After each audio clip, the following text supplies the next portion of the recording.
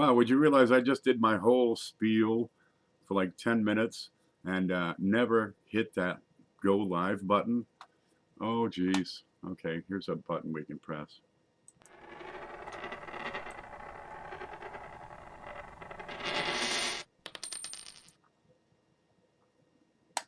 There. I'm over here talking for like, 10 minutes straight. I showed all my graphs, pulled out my best work, and didn't. I got to hit this button right up here.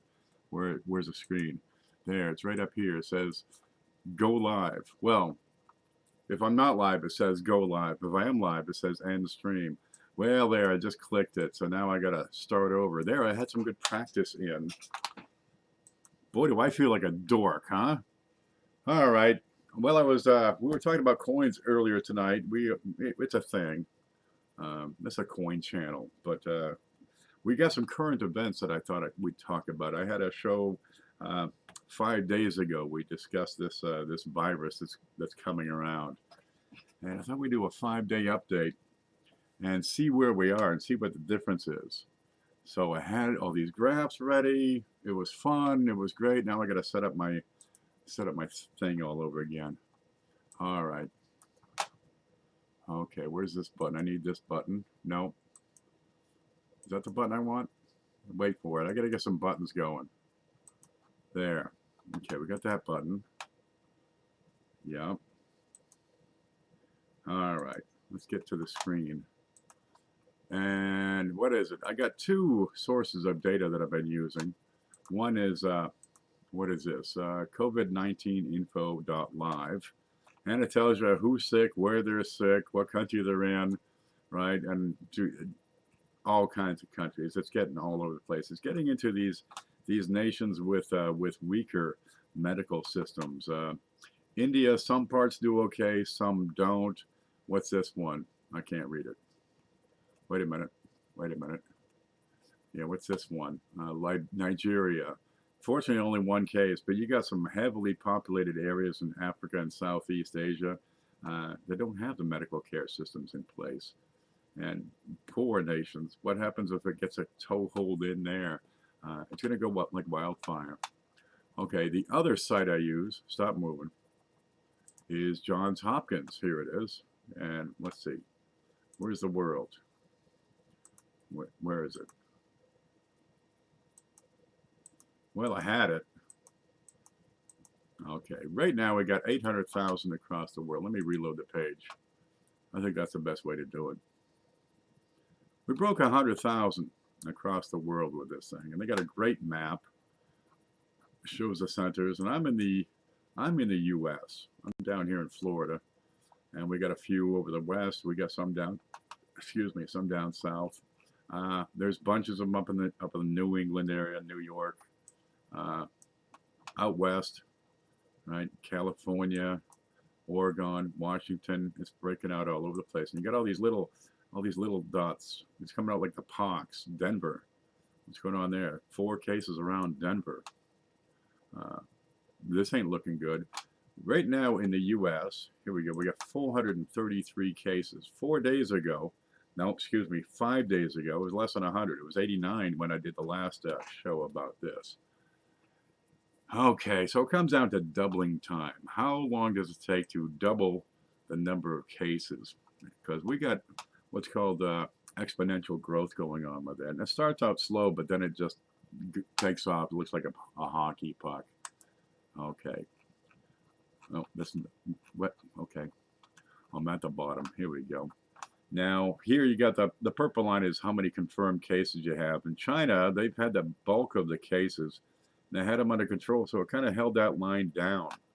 But now the rest of the world is taking over, and they're getting more and more cases there, and it's starting to grow again. Okay, so I had a chart. Here we go. And I'll put that to 12 days out. If you look at this, I got this broken into 4 chapters, right? Here's the total population. Well, this actually exceeds the total population. We start at 400, which we got today, and double it, and double it, and double it. And finally, you get to this point where it exceeds the population of the U.S. And over here, I've got it doubling every 12 days. Okay, so starting on March 7, how long till everybody's sick, and in 12 days between doubling times, it works out to November 2. Okay, but if I take a chart of these counts, this is what the chart looks like. And it looks like a hockey stick. Now it grows slowly. Here's 400 down here, 800, 1600, 32. But these are really small compared to, 100 million or 200 million or the maximum over 325 million.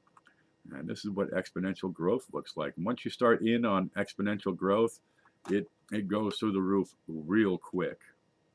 Alrighty. And here we go. So I got into 4 sections here. Now you have what's called a pulse wave. And we can expect, looking at our figures from last time, we can expect anywhere from a 30 to 60% attack rate. And what that means is what percent of the population, and this is the population of the world, the U.S., my county, and the little town up here, White Springs, with 850 people. So I got a high estimate here and a low estimate. And what percentage of these people are going to be ill?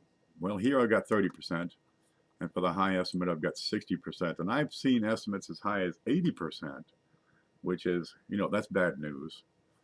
There will be some people who don't get sick. They're not exposed. They're out on a fishing boat, all alone hunting a giant shark.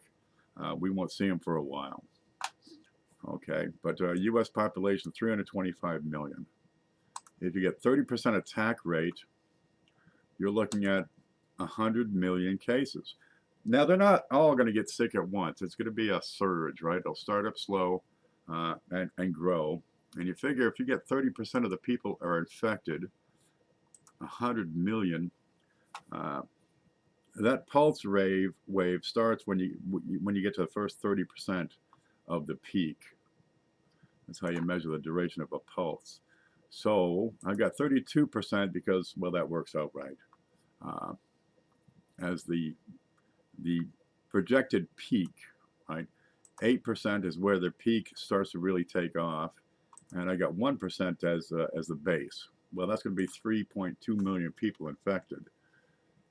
And honestly, by the time you get to the 1% line, if you get to here, your hospitals are already full, right? And have probably been full for a week or two. Okay, so on the low side, you're looking at mid to late April, right? China was seeing a 4 to 6 day double time. Okay, if it was 12 days in between doubling times, you're looking at August. Well, let's see, March, April, May, June, July, August, 5 months. The best we can do is put this thing off for 5 months. We'll probably see it early May. Those hospitals will be full. And by the time you get to this point, so many people are sick. We're starting to have, cities are shut down, locked down. You're not traveling on the highways. You're not going from town to town. Most schools, offices, churches, concerts, movies, they're shut down, right? No more gatherings for a while until this thing passes. So that it'll reach up to the peak of illnesses, and then should go into decline. It'll be probably a couple of months after it reaches the peak before you can start opening things up again, because you've gotten through that pulse. Okay, so I can change this number to anything I want, so we can come up with these particular dates. So let's look at China. Where are you? I got a thing over here. Where's China? Oh, that's on this chart. Wait for it. Now, most of this is going to be China, because it really hasn't been doing much outside of China until the past week or so, or 2 weeks. So most of it's going to be China. And I started recording this data on 20th of January when China had 278 cases. And how long does it take for them to double their cases from 278 to 547 in 2 days? From 500 to 1,000 in 2 days. From 1,000 to 2,000 overnight.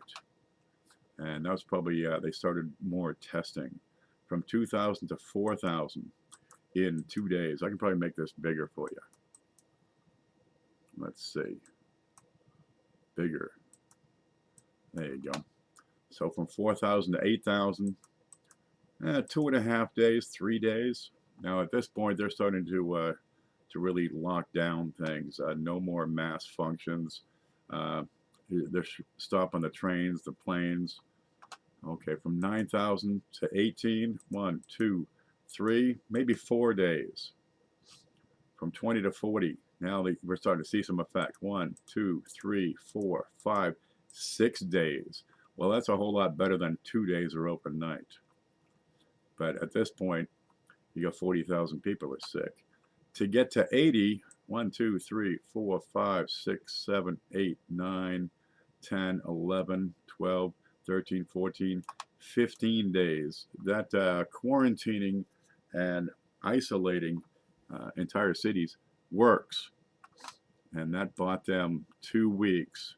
And a lot of the numbers after this are outside China.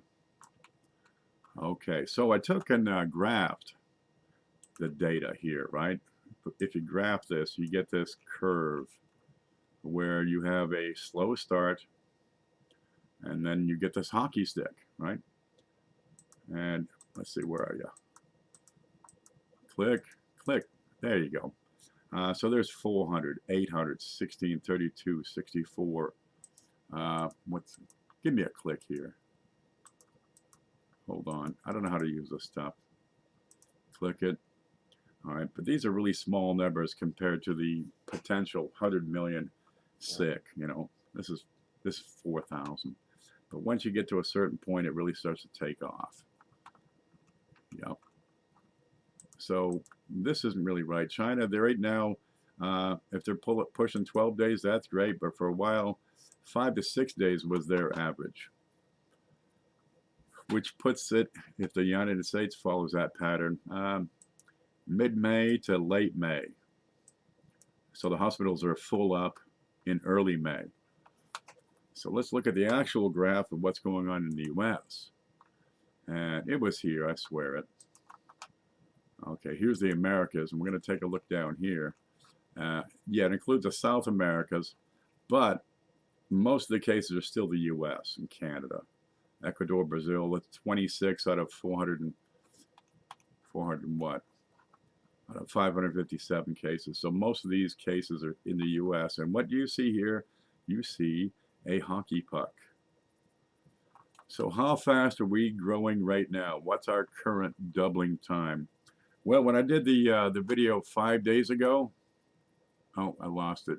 It was 5 days ago, and we had 89 cases, which was right in here. So it went from less than 100 to 200 to 400 in 5 days. That's a 2.5 day doubling time. 2.5 days. I put this on white because I didn't want to scare anybody. I'll put it back to black text. And if you have a 2-day doubling time, which we are here, we're in this range right now. You're looking at April 2nd, having 1% of the population sick with this disease. Let's say you can slow it down and get to a 3-day doubling time. You're still looking at April 15th. It just pushes it up a couple of weeks, maybe. That's where we are. This is our current trend. And if we could slow it down by isolating towns, isolating cities, shutting down concerts, maybe we could buy a little extra time here. But still, we're looking at May, 2 months from now. The hospitals are full. The doctors are getting sick. They can't take more patients. And once the patients get into the hospitals, they're going to be camped out there for 2 to 3 weeks. So turnover on those hospital beds is going to be slow. We can't train more medical staff in 2 months. Not going to happen. So, well, we looked at the figures, and I found other, where are you here? We found other sources that agree. This is from zerohedge.com. All hospital beds in the U.S. will be filled with patients by about May 8th due to the coronavirus. By about May 8th. And there are other sources out there as well. Liz Specht Uh, what you give us? May 6th. Well, there's the figures, baby. And I'm telling you the same darn thing. We're looking at early May. And these are the figures. This is how the exponential growth works. This is the rates. This is what's going on. These are the actual reported figures. Hopefully they're not giving us bullshit, and it's worse than it is. But all I have to work with are the reported figures. But we are in the upward swing of that hockey stick right now. Huh. I wonder if this started in a lab in China. Could be. Do you need to blame somebody? Because it's out there. It's coming our way. Blame isn't going to do any good. What we need to do is become proactive, find ways to slow down this rate of growth. Yup. We can blame anybody, and it won't matter because it's still coming out there. This thing don't care. It's going to get us all sick. We could probably figure anywhere from 30 to 60% of the population will become infected. How ill they get depends on the severity of the disease. And where's that chart? Let's see, here it is. We're looking at 20% of cases are ending up with needing some form of hospitalization, with probably 16% of those needing critical life support and intensive care. Okay, so your severe cases, 20%, that's not so bad. Most people will have a cough for a few days, a fever, they'll be tired. All right, but 20% of them, and these are going to be mostly older people, 60s, 70s, 80s, 50s maybe. Geez, I hate that part. But you're looking at if 30% of the population in the U.S., there's your attack rate, 30% says 100 million people sick. Okay, that ain't going to be fun. That's going to screw up the economy. So we're looking at jobs lost, companies going under, less trade, all that debt that needs to be serviced, not being serviced. Stock market. Who cares about the stock market? You get 97 million people sick. Well, the government has dropped the ball on trying to contain this thing. The CDC came out with some tests that were flawed and just didn't work, and not enough of them, and haven't been testing people. Okay, but on the upper side, 60%, well, that says 200 million people sick, and 40 million severe cases. This is the severe case of 20% of all the people that are sick. Shows this many cases. That's the U.S. And we have 1 million hospital beds that are already taken up with heart attacks, strokes, broken legs, car accidents, lung cancer, bone marrow transplants. You might have 200,000 beds empty at any given time. We got the seasonal flu coming in to begin with, but there's no way we can handle an extra, how about this one, an extra 20 million cases, which would be on the low side. So there aren't enough hospitals and hospital beds and doctors and nurses to offer help. The first people in, okay, they get a chance. At least the beds will be available for the first, 200,000 people in, which says, somewhere around, for the severe cases, 20%, there, somewhere around 1.6 million. But if we're running a doubling time of 5 days, at what point at 6 million, 1.6 million? Again, that's May 6th. All the hospital beds are full. All of them. No matter how you do the math, early May, anybody who gets sick after that is on their own. There is no hospital. There is no doctor. There is no nurse. And then what happens to the fatality rate? We can expect that without good primary care, a lot of those severe cases will become deaths. Now, right now, we've got a CFR, a case fatality rate, of around 3.5%, but I've got two ways I've been looking at this. Okay, the first way to look at it is, here's your number of cases, this first column over here, and this is how many people have died, is this next green column. You divide deaths into cases, and you get this number, case fatality rate of 3.39%. Okay, now I'm going to take and graph this, and let's see what it's done over time. And I got a graph I can put in right here so we can take a look. And it looks like this. There you go.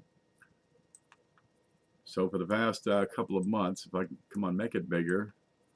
There. Where'd it go? Okay, there it is. This is what's been going on over the past couple of months. It started out, they didn't know what to do, how to treat it. They figured it out, but it climbed pretty steadily, and then leveled off. And leveled off in an odd manner, I'd have to say. This is amazingly consistent. This is almost, this looks to me like an algorithm. So can we trust the figures? That's a tough one. Now there's another way we can figure this out. There's two ways to get out of this disease, right? One is to die, that's this column. And the other is to recover. All right. Now, there's a whole lot of people that have done neither. They're still sick. You got about 42,000 active cases ongoing right now, which is this column over here. Well, if I add these together, all the people that have gotten out of the illness, add together the deaths and the recovered, that's going to be this column. And a percent of the deaths is this column, which is different from the case fatality rate, which is cases divided by, or deaths divided by the number of cases. The number of people who have died for all the people that have also recovered is 5.7%. And I'm going to put this in a graph. And this is weird. Let's see. Where's the graph?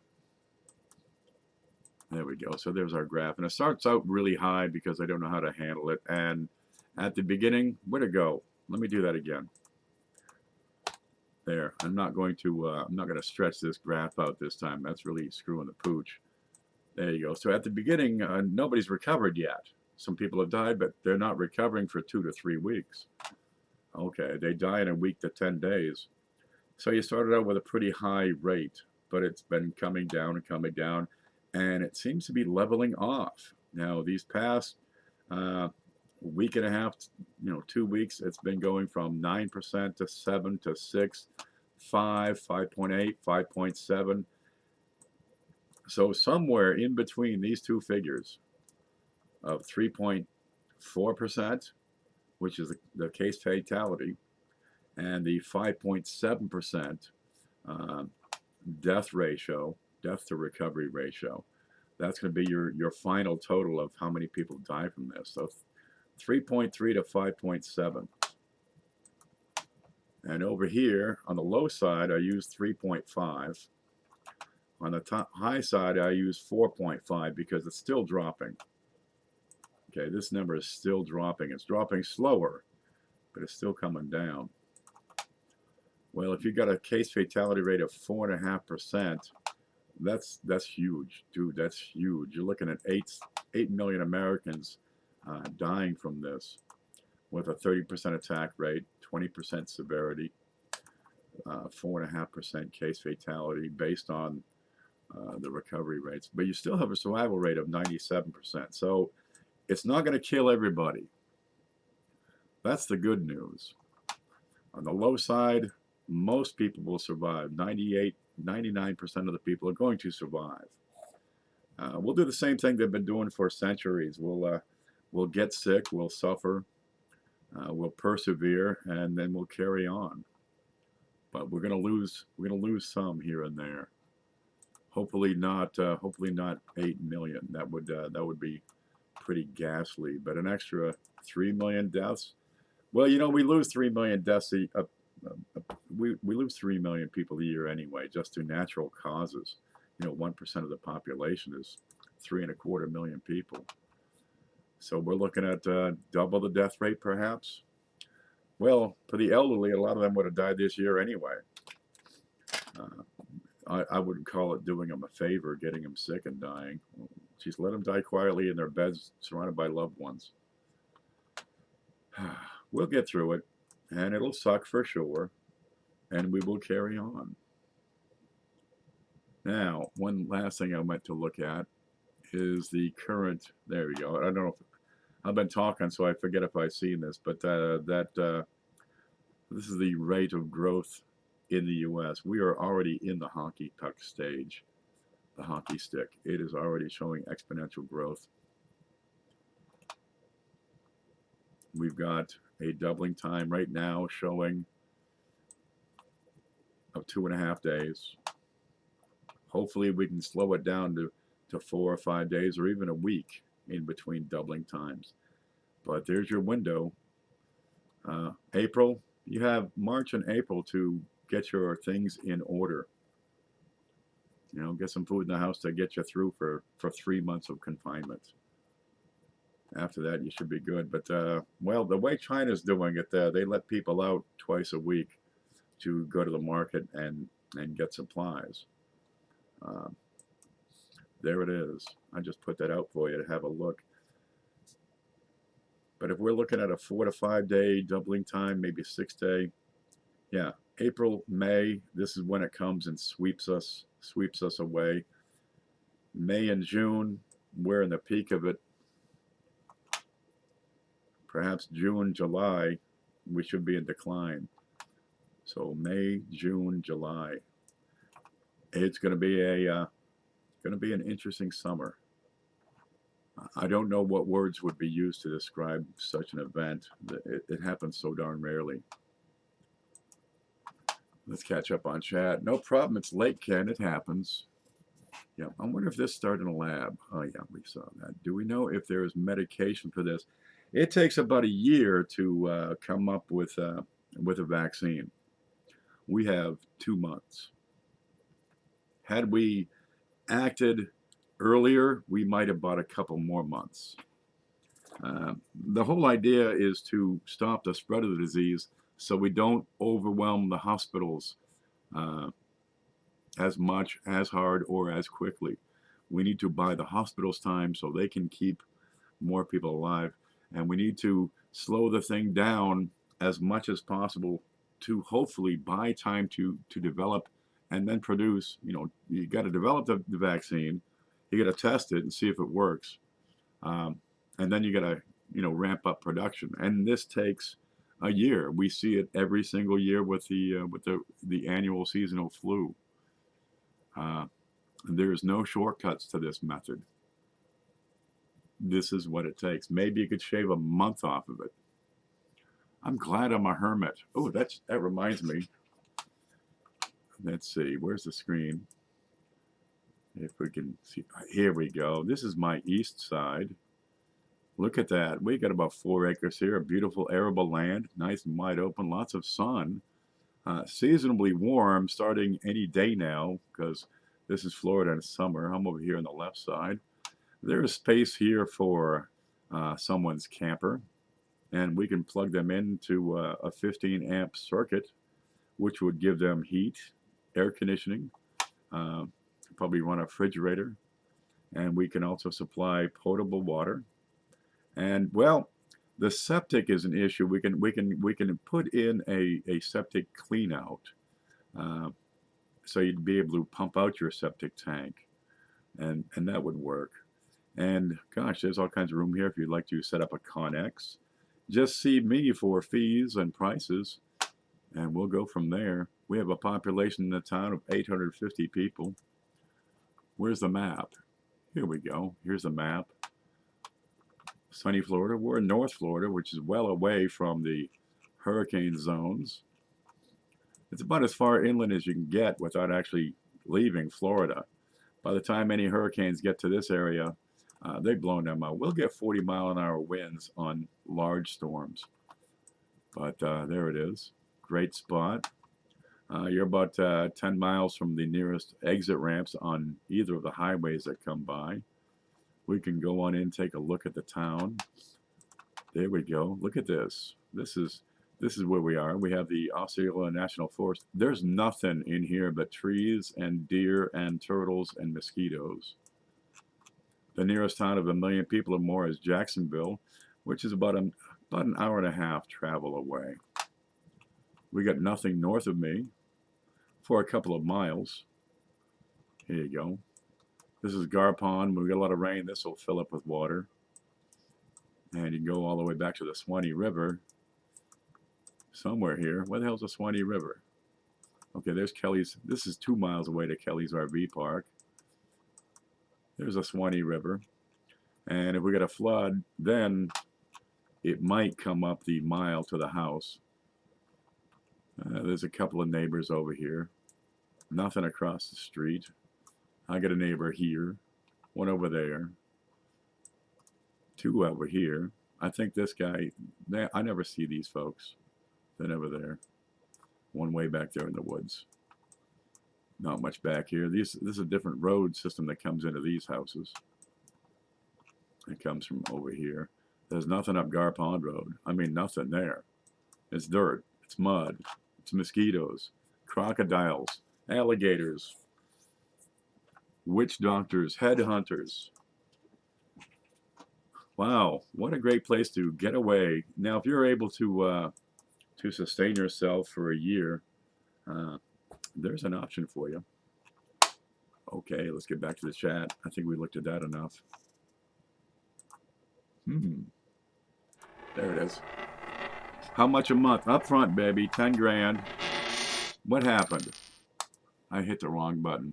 I figured 10,000 up front. And if you don't have it, somebody will. Where's the lake at? Right up here. But it's dry. Unless it's been raining a lot, and then it'll fill. There's no fish in there because it dries pretty much every year. Yep. So a small, independently minded community. Not a whole lot of traffic on these quiet country roads. Unless I'm checking the mail, then I gotta wait because here comes 2 cars. That's the way that works. You can set up a Connex, lock it privately, keep your own supplies in there, set up a camper, power, water, septic access. We might be able to set up a regular line, but the slope of the land in the back suggests you'll have to pump it. But you could put it back right up. In the front, well, then you'd be visible from the street, and we got trees you could hide behind, so nobody knows you're here. Go from there. Okay, guys, I just thought I'd update you. I want you all to stay safe out there, okay? We'll see you later.